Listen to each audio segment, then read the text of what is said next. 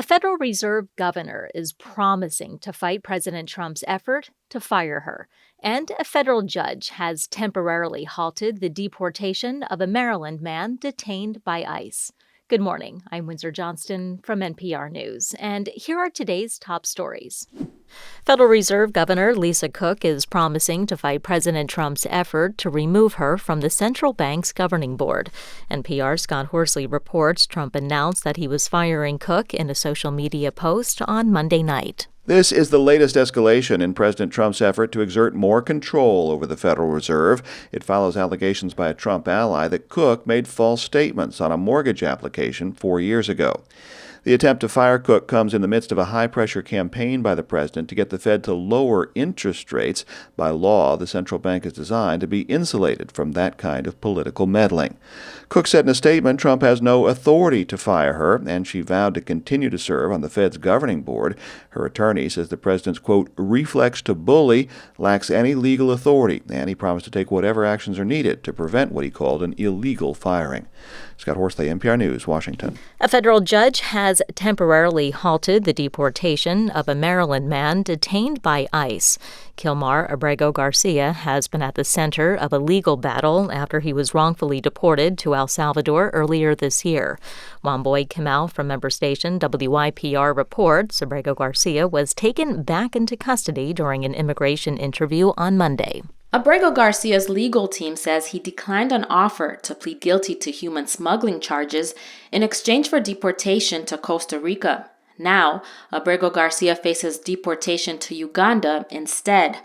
Former DHS official Andrea Flores says this case sends a warning to unauthorized immigrants nationwide. This case is not just about the injustice that is happening to Mr. Abrego Garcia. They are making an example and showing and attempting to scare every immigrant in this country to self-deport by showing the full force and weight of the federal government can do. On X, DHS Secretary Kristi Noem said the president won't allow Abrego Garcia to, quote, terrorize American citizens any longer. For NPR News, I'm Wamboy Kamau in Baltimore.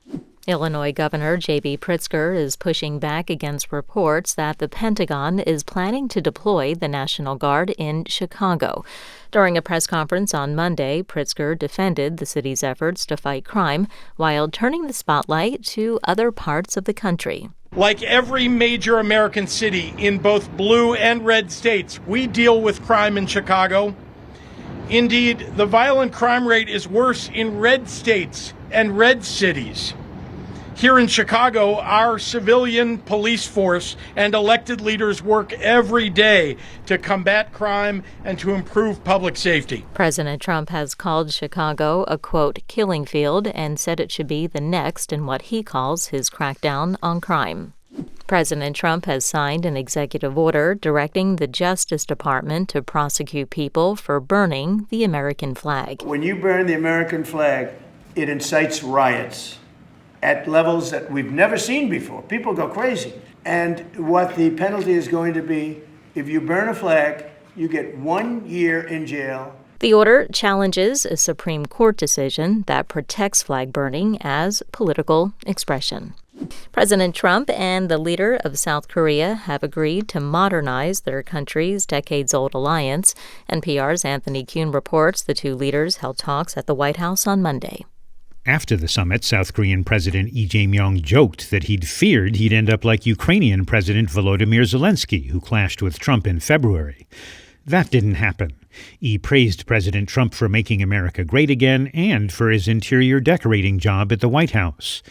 Lee said South Korea would spend more money on defense and wants to get in on the renaissance of American manufacturing under the Trump administration.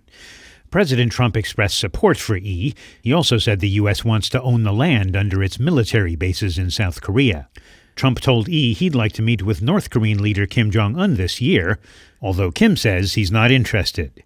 Anthony Kuhn, NPR News, Seoul. President Trump is once again taking aim at the mainstream media. In a series of posts on social media Sunday, Trump reiterated his push for the FCC to revoke the broadcast licenses of ABC and NBC. NPR's David Folkenflik reports the agency's chairman is already investigating nearly all of the major news networks. You're seeing the FCC, which has historically been operated as a semi-autonomous agency that is not as part of the command control structure of the executive branch and the president, really operate in line with the president's political agenda and also his personal agenda. That's NPR's David Folkenflik reporting. National news networks don't have broadcast licenses, but local affiliates do. Utah will have to redraw its congressional maps ahead of next year's midterms. That's after a judge ruled the legislature violated the state's constitution. Martha Harris with member station KUER reports lawmakers have 30 days to come up with new maps. In 2018, Utah voters approved a ballot initiative to ban partisan gerrymandering. State lawmakers significantly weakened the law, and voting rights groups sued. Emma Petty Adams was one of the plaintiffs.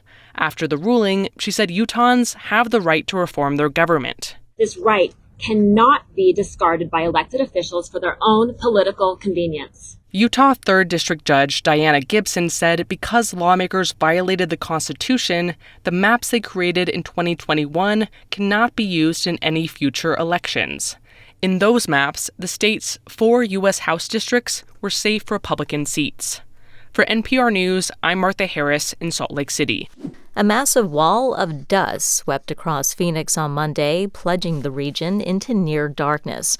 Tens of thousands of customers lost power, drivers were forced to pull over on roadways, and flights were grounded at one of the nation's busiest airports.